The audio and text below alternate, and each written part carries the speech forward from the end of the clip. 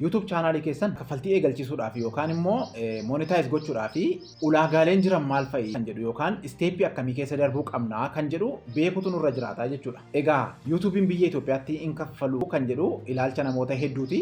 Kun dogoggora guddaadha jechuudha. YouTubein Itoophiyaa keessatti in kaffala. Kanaaf immoo ani ragaadha jechuudha. Kanaafu ulaagaalee YouTube keenya yookaan channel keenya monetize gochuudhaaf nu barbaachisanii ulaagaalee gara 7tu jiru. Ulaagaalee tana 7 tokko tokkoon isinitti hima jechuudha. Kanaafu step-dha waan isinitti himuu fi viidiyoo kana concentrately haga dhumaatti yoo daawwattanii YouTube channel keessan biyya kamiyyuu teessanii monetize gochuu dandeessu yookaan kaffaltii eegalchifachuu dandeessu jechuudha. Egaa akkuma beekamu ulaagaan inni jalqabaa YouTube channel keenya kaffaltii eegalchisuudhaaf nu barbaachisu locationii yookaan biyya YouTube partner programii keessatti hammatamte keessa jiraachuutu nurra jiraata jechuudha.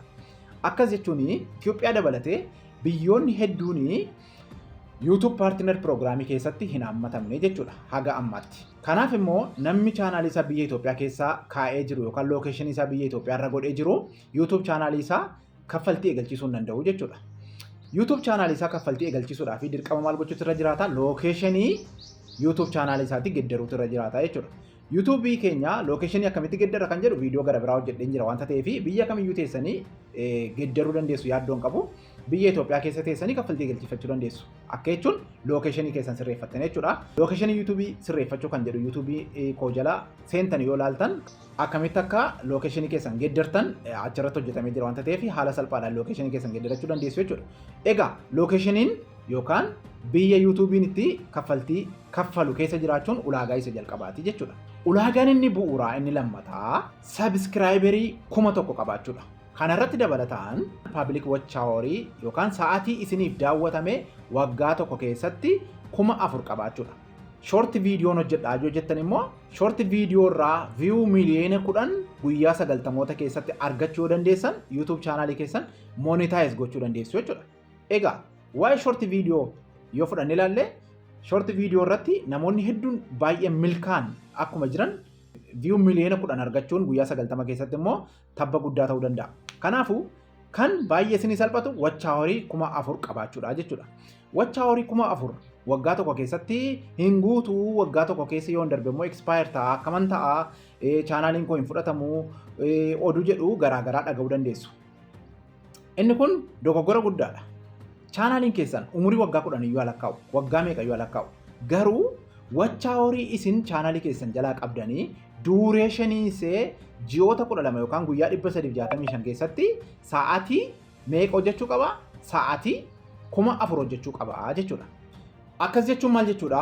Mee haa jennu har'a channelin koo kun har'a sa'aatii 10 yoo naa hojjete har'i guyyaan har'a fayyadamaa jiru fakkeenyaaf mee gaafa 5 jechuudha.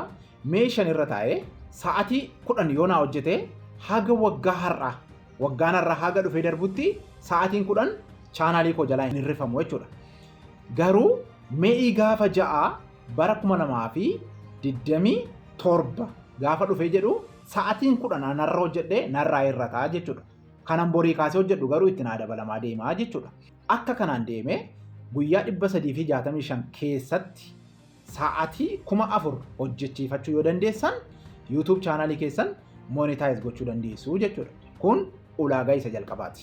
Inni gara biraan community guidelines kan jedhamu seera YouTubein akka ittiin bulluuf nu kaa'ee community guideline kan jedhu seerota dubbisuu dandeessu.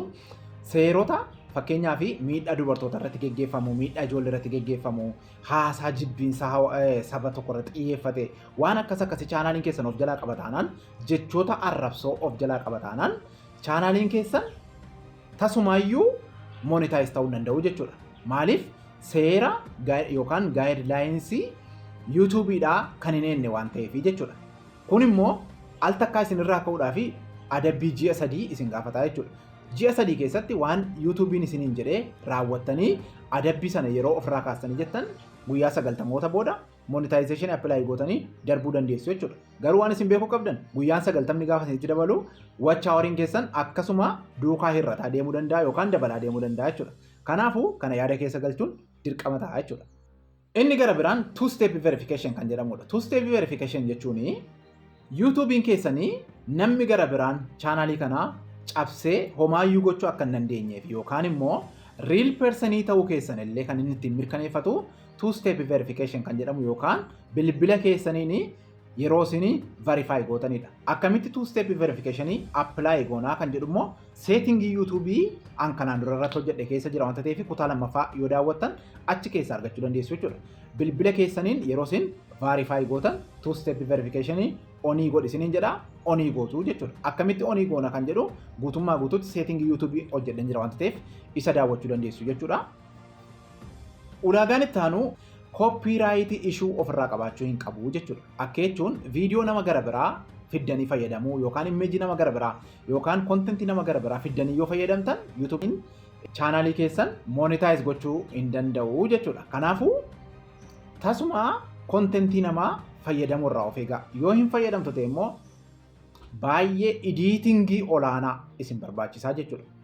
Tasumaayyuu hin fayyadamnutu jechuutu hin taane editingii baay'ee olaanaa apply gootanii yookaan fayyadamtanii inniyyuu sadarkaa hin baay'anneen jechuudha. Kontentii keessan irratti xiyyeeffatanii yoo kontentii keessaniin monetize gootan baay'ee filatamaadha jechuudha. Yaaddoo tokko malee kan monetize gootanis karaa sana waanta ta'eef jechuudha. Kanaafuu kontentii nama ofirraa qabdu taanaan YouTube chaanaliin keessan carraan monetize ta'uu isaatii baay'ee xiqqaadha jechuudha. Inni itti aanu viidiyoon keessan yookaan kontentii keessanii beeksisotaaf kan mijatan ta'utu irra jiraata jechuudha. Beeksisaaf kan mijatan jechuun immoo yeroo monetize gootanii beeksisa irratti akka isin ergamuu fi onii qabdu jechuudha. Maaliif YouTube'n kan inni nuu kaffalu beeksisi gaafa viidiyoo keenya irratti hojjetamee jedhudha waan ta'eef jechuudha. Beeksisaaf mijataa ta'utu irra jiraata yookaan isin allow gochuutu irra jiraata jechuudha. Fakkeenyaaf gaafa beeksisi irratti dhufu al tokko mallattoon doolaaraa sun bifa sadiin ta'uu dandeessu jechuudha.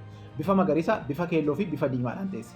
Bifa magariisaan teessi taanaan beeksisi kamiyyuu YouTube keessan irratti hojjetamuu danda'a jechuudha. Bifa keelloodhaan teessi taanaan garuu beeksisa baay'ee muraasatu filatamee chaanalii keessan irratti hojjetamaa jechuudha. Yookaan viidiyoo keessan kontentii keessan sana irratti hojjetamaa jechuudha. Diimaan irra taa'eera taanaan garuu beeksisi kamiyyuu viidiyoo keessan irratti hojjetamaa jiru jechuudha. Kanaafuu kontentiin keessan beeksisaan mijataa ta'uusaa ergixanyaa ta'uu isin irra jiraata jechuudha. Akkamiin mallattoon doolaaraa suni kalarii giddaratti jettanii yoo ilaaltani tokko viidiyoon keessan sun yoo kana arraba of keessaa qabu ta'e inni lammataa dhimmoota xiyyeeffannoo barbaadan kan akka gaddaa kan akka waraanaa qabiyyee akkasii kan of keessaa qabu kan irratti mari'atamu yoo ta'e beeksisi baay'ee filatameetti isin irratti kennamaa jechuudha. Inni iltaanu qabiyyee umurii filanne waggaa 18 ol jennee yeroo fillee viidiyoo keenya post goonu maal ta'a qabiyyee beeksisa keenyaa hin hir'isaa jechuudha. Kanneen kana fakkaatan kontentii keenya irraa gaafa qabaannu sadarkaan beeksisiin nurratti dhufu sun baay'ee hir'ataa deemaa jechuudha. Kun beeksisa kan nurraa hir'isuudha jechuudha. Inni gara biraan chaanalii keenya tasumaayyuu monetize akka hin taane kan nu dhorku reused content kan jennu qabiyyee namaa suura haa ta'u, audio haa ta'u, viidiyoo haa ta'u deebinee gaafa fayyadamnu isa kam akka ta'e YouTube ni nutti himu waan isin nutti himu jechuudha. Reused content nuun jedheenyaan tasumaayyuu chaanalii keessan deebitanii monetize gochuu dandeessan baay'ee isinitti cimaa jechuudha. Haga viidiyoo isin dallachiisutti isin keessaa jechuudha. Kun maal fa'aa of keessatti qabataa? Viidiyoowwan bakka tokko waraabanii qola isaa qofa jijjiiranii deebisanii fe'uu jechuudha.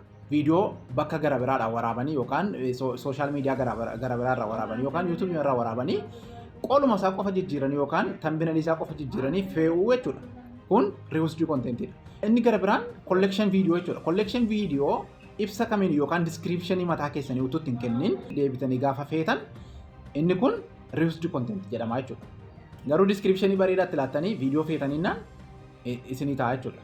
Inni gara biraan viidiyoo TikTok irraa yookaan sooshaal miidiyaa gara biraarraa waraabanii utuu waan tokkoyyuu hin sirreessin, utuu ediitii hin bareechin, utuu waan tokkoyyuu jijjiirama tokkoyyuu hin fidin fidanii fe'uun reused contentii nama jechisiisaa jechuudha. Egaa yeroo iyyattanii YouTube chaanalii keessan guutuu xiinxalaa jechuudha. Chaanalii keessan guutuu xiinxaleeti maal godhaa yeroo gabaabaa keessatti isinii deebisaa jechuudha. Kanaafuu kan inni YouTube'n irratti xiyyeeffatu maalidhaa? Viidiyoo baay'ee daawwatame. Viidiyoo baay'ee sa'aatii isin hojjete. Kana irratti waan xiyyeeffatuu fi baay'ee kan isin of eeggannoo gootan viidiyoowwan akkasii jechuudha. Erguma monetize ta'e immoo deebisee monetization isin irraa kaasuu waan danda'uuf hordoffii guddaa waan gaafatuu fi egaa YouTube chaanalii keessan haala kanaan yoo seerota kana hundumaa guuttan monetize gochuu dandeessu jechuudha. Egaa monetizationidhaaf yeroo erginu adeemsi gamaa chaanalii keenya maal fakkaata kan jedhu tokko overall chaanalii keenya ni ilaalu jechuudha. Chaanalii keenya overall isaa seeraan gamaaggamu akkuma nama jedhee ture viidiyoo baay'ee nu ilaalamee fi viidiyoo baay'ee nu daawwatame irratti xiyyeeffatanii kan ilaalan ta'a. Akkasumas immoo YouTube chaanaliin keenya overall isaa maal fakkaata yookaan overall tiimiin isaa maal fakkaata kan jedhu review godhu. Kun kan ilaalamu namootaa fi AI dhaan illee ilaalama jechuudha. Dur namoota duwwaatti ilaala, amma garuu AI nis cheekii godha jechuudha. Itti dabalatee kaayyoon chaanalii kanaa maalidha kan jedhu yookaan descriptioniin chaanalii keessanii baay'ee murteessaadha jechuudha. Kaayyoomti chaanalii kanaa maaliif dhaabbate kan jedhu xiyyeeffannoodhaan kan ilaalan ta'a jechuudha. Chaanalii kana haala kanaan hordofanii al takka sa'aatii 48 keessatti hin deebi'a. Al takka immoo amma torbee lamaatti turuu danda'a jechuudha. Haga torbee sadiitti illee tursanii kan yeroo isaan deebisan jira. Egaa al tokko kufaatiidhaaf yeroo inni saaxilamu jira. Kufaatiin kun egaa monetization apply gaafa goonu AdSense account yeroo bannu step 3 guunna jechuudha. Step 3 kana keessa step lammaffaa irratti yeroo baay'ee nama kuffisa jechuudha.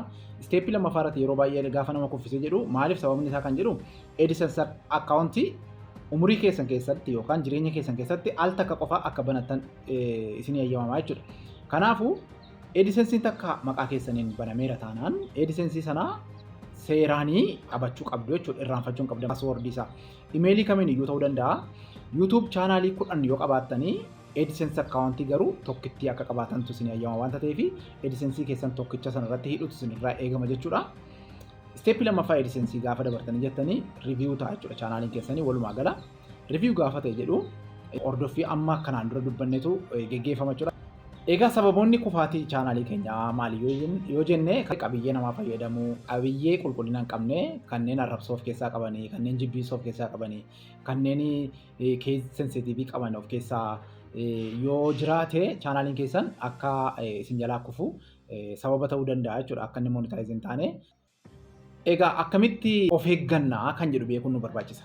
Yeroo baay'ee qabiyyee namaa fayyadamna yoo ta'e maal gochuu dandeenya? Editingii mataa keenyaa, viidiyoo mataa keenyaa irratti dabaluu danda'utu nurra jiraata. Kana yoo gootanii carraan viidiyoo sana dabarsuu keessanii baay'ee guddaa ta'a jechuudha. Inni lammataan immoo utuu monetization hin ta'in dhimmoota baay'ee falmisiisoo ta'an kan akka amantiidhaa, kan akka siyaasaa irraa baay'ee of eeggachuu danda'utu irra jiraata jechuudha. Dhimmoota falmisiisoo akkasii yoo qabaattanii chaanaliin keessan akka inni monetizing taane isin dhorkaa jechuudha. Kanaafuu chaanaliin keessan dhimmoota falmisiisoo irraa of eeggachuutu irra jiraata. Background muuziqii gaafa fayyadamtanii yookaan kilaasikaalii fayyadamtanii warra mirga abbaa qabeenyummaa ofirraa hin qabne yookaan free copyright ta'an fayyadamuutu nurra jiraata. Isa eessaaf hinnaa yoo jettan immoo stock image yookaan stock video warri ta'anii chaanaliin free copyright nu dhiyeessan baay'een isaanii jiru waan ta'eef chat GPT gaafattanii free copyright warra ta'an muuziqiis haa ta'u, audios haa ta'u, photos, videos haa ta'u akkamiin eessaa arganna kan jettan chat GPT yoo gaafatan chat GPT'n isinitti himaa jechuudha. Kanaafuu free warra ta'an fayyadamuu qabdu jechuudha. Background muuziqii kan fayyadamtan yoo ta'e. Akkaataa kanaan chaanaliin keenya akka nu jalaan kufnee fi dhaabbii tolchuu dandeenya jechuudha. Dhimmoota kanaa fi kan kana fakkaatan chaanalii keenya jalaa waan argattaniif yeroo gara biraa deebitanii argachuu barbaaddanis subscribe godhaatiin mallattoo bilbilaa sanaa cuqaasuun dagatinaa isiniin jenna. Ana Addaamuun ture kanan gammaa isinii wajjin ture. Yeroo gaarii qabaadhaan isiniin jedha. Torbee gaarii isiniif haa ta'u. Viidiyoo gara biraadhaan wal argina.